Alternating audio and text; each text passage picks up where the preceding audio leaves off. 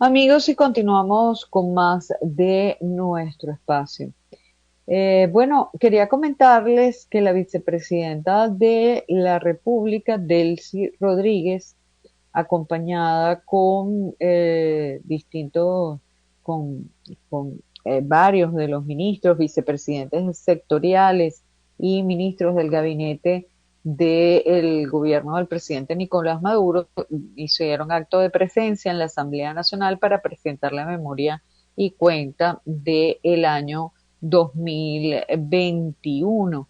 Y para hablar de este tema tenemos en la línea telefónica a Rodrigo Cabezas, quien es economista y profesor universitario, ex ministro de Finanzas. Rodrigo, te saludamos. Buenas tardes. Hola, hola, ¿qué tal, Maripili? Buenas tardes. Hola, te saludamos, Rodrigo. Buenas tardes. Hola, Queríamos buenas tardes, ¿me conversar escuchas? contigo. Gracias, igualmente. Queríamos conversar contigo para conocer tu análisis, tu apreciación de lo que fue la presentación de la memoria y cuenta del gabinete ejecutivo del presidente Nicolás Maduro, que se llevó a cabo en la Asamblea Nacional. Quería un comentario tuyo al respecto, un análisis. Ah, sí, bueno, cómo no, gracias. Bueno, Maripili, me trajiste un poquito de mala suerte porque hace exactamente un minuto entré en el corte de electricidad aquí en mi casa en Maracaibo, ¿no? Así, tenía preocupación de que no me oyeras Qué bien, pero puntería. estamos hablando por la vía no WhatsApp, qué bueno. Dale. Este, a ver, una eh, una primera consideración general es que desde que comenzó hasta que literalmente terminó, es un discurso excusativo, la excusa perfecta que se viene viendo como narrativa, que yo entiendo ya nadie cree, que es el tema de la guerra económica del 2014, las agresiones económicas y también el tema de las sanciones. Verdades, media verdades, pero llama la atención que hay un discurso.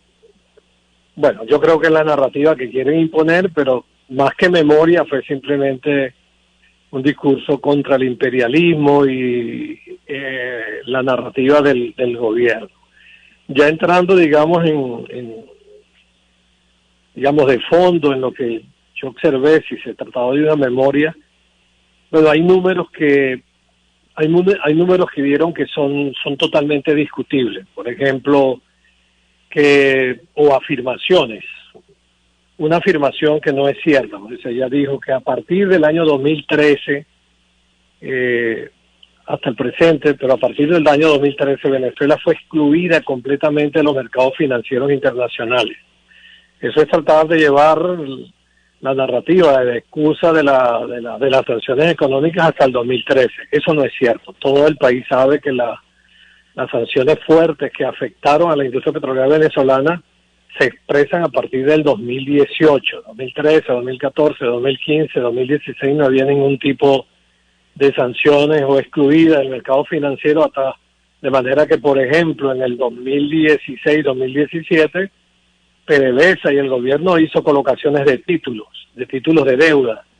Recordará la historia económica de Venezuela como en el 2017 se aprobaron los títulos que pusieron el riesgo acídico, es decir, con el famoso colateral que ponía como garantía a la empresa petrolera Circo, el llamado bono petrolero 2020. Luego, sobre los ingresos, mira, por favor, se hace referencia que Venezuela en el año 2014 tuvo unos ingresos de 39.600 millones de dólares. No se sabe si es la petrolera o el gobierno central, y luego dice que en el 2020, no dio la cifra del 2021, pero en el 2020 eso se desplomó a 743 millones de dólares. Allí hay una manipulación de cifras. No dio, repito, la del 2021, pero es evidente que si se produjo 1 millón de barriles diarios, que es otra cifra que, por cierto, no es cierta, porque afirmó que era la que se estaba dando, es obvio que el ingreso al Estado es mayor. De hecho, en el presupuesto de la Nación, que en un programa tuyo medio analizamos o pensamos analizarlo, el ingreso petrolero está en el orden, para este año, en el orden de los 6.000 millones de dólares, en términos de dólares, en términos de divisa. De manera que la cifra de 743 millones de ingresos en el 2020 no es cierto, perdón, tengo la certeza de que no es cierto. Igual, creo que el país nacional se sonríe cuando oye la afirmación de que ellos en el 2021, que el gobierno de Maduro recuperó la capacidad del sistema eléctrico nacional en un 22%. Pues bien, habría que buscar con una lupa los zulianos, los tachirenses, los merideños, los truquillanos, que puedan aplaudir o darle como un acierto esta afirmación de la vicepresidenta. Es absolutamente incierto. La crisis del sistema la crisis del sistema eléctrico nacional continúa. La afirmación de que recuperaron el 39% de la distribución de gasolina. A mí me toca mañana la cola a las 4 de la madrugada, ¿sabes, no? Aquí en Maracaibo. Entonces, esa recuperación, ¿dónde está? Todos sabemos que la... ¿Aló? ¿Aló? Aló, Amigos, estamos conversando con Rodrigo Cabezas. Él es economista, es profesor universitario, fue ministro de Finanzas. Bueno, cuando comenzamos la entrevista, él mismo dijo que se acababa de ir la luz allá en la zona de Maracaibo donde él está. Y porque, bueno, recuerden que él es de allá, él es del Zulia y además es profesor en la Universidad del Zulia, justamente. Creo que ya lo tenemos nuevamente en línea. ¿Me escuchas, Rodrigo? Sí, te escuché, te escucho. No sé hasta dónde hablé, pero te habíamos perdido en el momento en que yo intervine justamente, ¿no? Nos estabas hablando justamente del tema eléctrico. Sí, porque la vicepresidenta dijo ayer que se había recuperado el 22% de la capacidad del sistema eléctrico nacional. Entonces, eso para un zuliano, un merideño, un tachirense, un trujillano, un larense, pues causa risa, es una hilaridad. Es obvio que no es así, que la crisis allí de desinversión sigue siendo tremenda. Pero óyeme, yo quisiera finalmente, ¿tú me estás escuchando? Sí, te escucho. Decir, mira, a lo largo del discurso, de que empezó hasta que terminó, hubieron 3 grandes omisiones que era importante conocer qué pasó en el 2021. No se dijo nada de la política fiscal, nada, absolutamente nada. No se dijo nada del tema de la pobreza, cuál es el indicador de pobreza que el gobierno estime haya en Venezuela, si resolvieron o no resolvieron ese problema. Y tampoco en términos de la recuperación, cuando intentó hablar de la recuperación, no se habló para nada del crédito bancario como un instrumento, una de las palancas principales para el crecimiento económico. Que haya dicho que Venezuela consiguió 4 medallas olímpicas y que este año Yulimar Rojas es triple campeona. Bueno, está bien, pero no creo que eso sea un logro del gobierno nacional. Eso forma parte de otro aspecto de la vida venezolana, ¿no? O que dijera que el CENIAT ha recaudado un 120% más, cuando el año pasado la inflación estuvo en 400% y tanto, 460 y tanto por ciento. Habla claramente que la recaudación del CENIAT es una inversión negativa desde el punto de vista estrictamente monetario. De manera que, bueno, fue un discurso, digamos que político y básicamente para sus adeptos, ¿no? Ya. Ahora, uno entiende que en el discurso de presentación en la Asamblea, el discurso sea básicamente político. Luego se supone que esa memoria y cuenta debe tener un documento escrito que pueda ser revisado, analizado con números, fuentes, etcétera, por los diputados y diputadas a los cuales se les está haciendo la presentación de esa memoria y cuenta. ¿Tú tienes conocimiento de si ese documento se repartió, sabes, si existe, no sé, eh, o es simplemente la presentación del discurso. No, no, no. Fíjate, lo que hay es que los ministros presentan por área sectorial los libros, no siempre se presentan y los remiten a las comisiones respectivas para la evaluación, porque la Constitución no ordena, no ordena un debate sobre la memoria y cuenta ni un voto sobre la memoria y cuenta, ¿no? No, Entonces va a no, las yo sé que no se comisiones y ordena, allí pero mueren, ¿no? como se supone que los ministros tienen que entregar el documento donde están establecidas las cifras, los logros, los números, las cosas, por eso es que te pregunto si tienes conocimiento si eso se le hizo llegar a los diputados o no, porque como de un tiempo a esta parte eh, existe la costumbre de no presentar nada, como pasó durante 5 años con el presupuesto nacional. Pues una cosa es el deber ser y otra cosa es lo que efectivamente se haya hecho. O sea, solamente es el discurso que escuchamos de la vicepresidenta o es que también están los documentos. Sí, no te podría responder con convicción o con certeza, ¿no? Pero lo que manda el reglamento y la constitución y el reglamento es que cada ministro está obligado a presentar su memoria y cuenta, y hay una información global que presenta el presidente o el vicepresidente, en este caso la vicepresidenta de Nicolás Maduro es el que la presentó. Ahora, allí yo no me hago expectativas, ahí no van a discutir nada de eso. Esa es la actual Asamblea Nacional, un 95% son militantes y dirigentes del PSUV que van a discutir, es decir, qué visión crítica. ¿Quién va a preguntar allí que por qué no hubo el indicador de pobreza?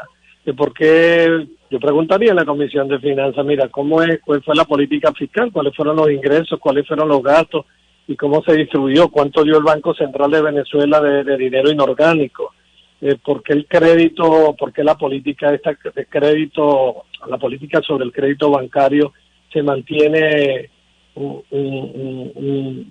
digamos, una limitación tan importante con el encaje bancario. Preguntas importantes que podría hacer cualquier parlamentario en el país, ¿no? Pero no, lo dudo, ¿no? Ya. Yo creo que eso queda hasta ahí, hasta el discurso de ella desde que yo estaba esperando la aparición en la Gaceta Oficial del Presupuesto de la Nación y todavía no aparece. Increíble. Ahora, fíjate otra cosa, quería preguntarte, porque una de las cosas que la vicepresidenta mencionó fue el control del tema inflacionario, que había sido algo que había afectado Ah, al sí. país de manera, yo diría, trágica durante los últimos años, la hiperinflación pavorosa que trituró eh, el sueldo y la sangre de los trabajadores venezolanos. Y bueno, ella lo plantea como un logro el hecho de que se haya logrado controlar la hiperinflación y que en este momento pues la inflación haya disminuido significativamente y se mantenga incluso bajando en lo que va del año 2022. Quería un comentario tuyo también al respecto de eso, porque bueno, sí, pueden haber críticas o cosas, pero en este tema pareciera que hay algo que va mejorando, por lo menos en ese aspecto. Sí, bueno, pero siempre como la entrevista es remitiéndonos a lo que no dijo la vicepresidenta, en esta materia la afirmación de que se salió de la hiperinflación, de que no hay hiperinflación, pues uno tendría que decir si no hay números en este momento que muestre que haya una situación hiperinflacionaria. Ella hizo la afirmación relativa a que teníamos ya 4, 5 meses, 6 meses con inflación de un dígito. Lo que se enseña en la escuela de economía es que la inflación de un dígito no sea en un mes, porque que tú tengas una inflación de 3%, 4% en un mes, este mes de marzo va a ser fuerte, quizás 7, 8%. La inflación de un dígito es la que tú quieres conseguir en un año. Y la proyección, ya esto no lo digo ella, por favor, lo digo yo, la proyección es que podemos tener una inflación entre 300 y 400% este año. Por supuesto, no hay hiperinflación en el sentido estrictamente de la ciencia económica,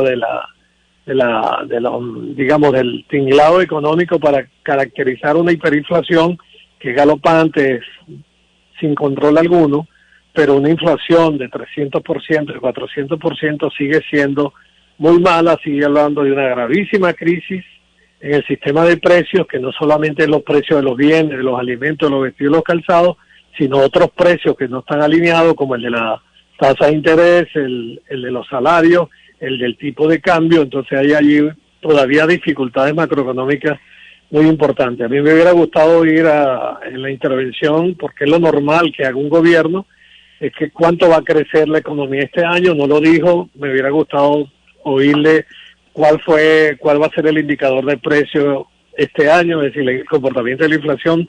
Tampoco lo dijo. Me hubiera gustado saber cuál es el cálculo de pobreza que el gobierno tiene. Tampoco lo dijo, de manera que hay cosas que son omisiones muy, muy importantes para cualquier análisis en estricto sentido económico. Dijo una cifra que yo sé, como economista lo digo, no lo va a cumplir, es que en diciembre de este año van a producir 2 millones de barriles diarios de petróleo. No es cierto, como no es cierto que estemos produciendo 1 millón de barriles diarios de petróleo. Es probable, o indica que va a incrementarse la producción petrolera posiblemente de los 620, 650 mil barriles diarios a unos 800 mil barriles este año, pero no a los 2 millones de barriles que ella anunció allí. Ahora, la realidad, si tú dices algo que es cierto, la inflación sigue siendo muy alta para cualquier país del mundo, si se ve esa cifra como una cifra, digamos, en términos absolutos, pero si la comparamos con lo que Venezuela estuvo viviendo, no sé, en los últimos 4 años, realmente casi se puede decir que hay un alivio, y bueno, y de hecho, en las calles venezolanas, particularmente, sobre todo en Caracas, pues se ve un proceso de recuperación económica, se ve la gente consumiendo, se ve la gente pues teniendo actividad de orden comercial, cosa que no sucedía hace 4 años, o sea que realmente la situación era dramática, ¿no? Entonces quería un comentario tuyo al respecto. Tienes la virtud, la gracia de Dios de vivir en la capital, y no vives aquí en Maracaibo, ni vives en Valera, ni en San Cristóbal, porque esto de verdad es terrible. Estas 2 últimas semanas, quizás por efecto de expectativa de los aumentos salariales, aquí han crecido los precios importantes, y en varios estados veía allí que en el estado Cojedes, el Consejo Legislativo del estado Cojedes va a discutir este jueves, creo, el aumento desmesurado de precios que ha ocurrido estas 2 semanas. Eso no tiene contención, porque lo contiene es una política de estabilización macroeconómica, una política que sea clara frente a la nación que consume, la nación que tiene salario, la nación que invierte o no invierte. Entonces, esa es una tarea que no está cubierta totalmente. ¿Va a haber una menor inflación? Bueno, por supuesto, va a haber una menor inflación, y no, yo soy el primero en alegrarme que la inflación no sea de 6.000, de 5.000, de 1.200, por favor que sí.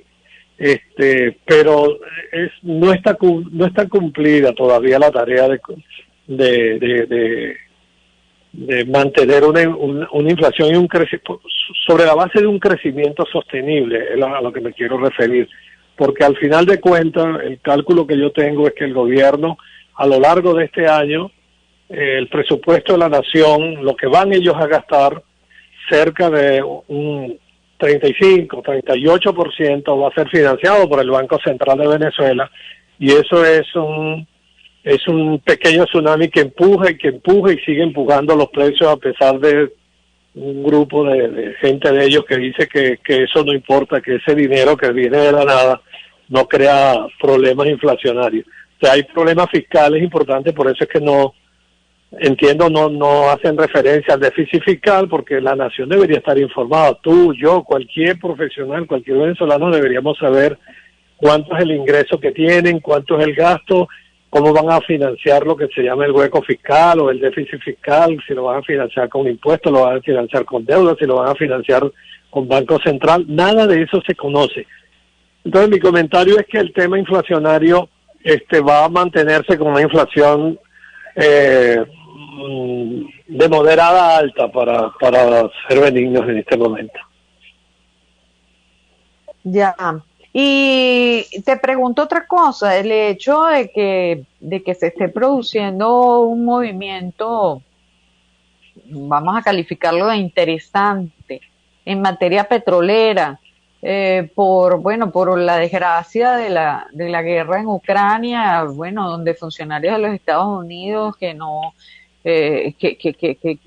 país que ha protagonizado un sistema de medidas coercitivas unilaterales en contra de Venezuela, especialmente en materia petrolera, pues ahora se hicieron presentes, vinieron hasta el Palacio de Miraflores, las autoridades de altísimo nivel, representantes de la Casa Blanca, directamente a hablar con Nicolás Maduro, lo cual da una perspectiva de posibilidad de amplitud en este tema petrolero y de que haya inversiones de compañías transnacionales, específicamente estadounidenses, en materia petrolera, cosa que no se había podido hacer a raíz de todas estas medidas coercitivas que tomó Estados Unidos. ¿Tú no crees que esto pueda ayudar al alivio económico de nuestro país y a consolidar sobre todo el tema de la reducción de la inflación? Mira, por supuesto que si se incrementa la producción petrolera y en consecuencia de ello un incremento en las exportaciones petroleras de Venezuela, es obvio que debería estar beneficiado el fisco de la nación. Es decir, ese es 1 más 1 es 2. Y además es la actividad productiva más importante que tenemos en 100 años y es además de la que sabemos. Es decir, hay capacidades técnicas, hay capital instalado que sabe de eso, pero se requiere una palabrota que se llama inversión. Muy bien, si hay las inversiones necesarias porque se reduzcan, se acuerde reducir los efectos de las sanciones económicas contra la industria petrolera, por supuesto Venezuela debería tener un beneficio y sobre todo en una coyuntura de ingresos petroleros sustantivamente altos, aunque el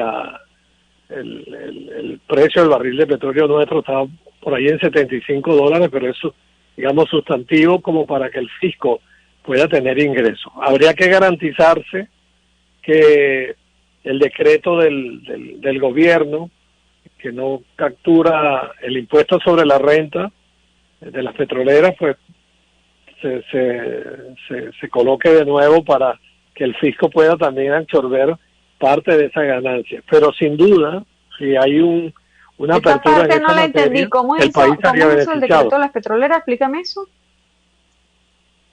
¿Cómo?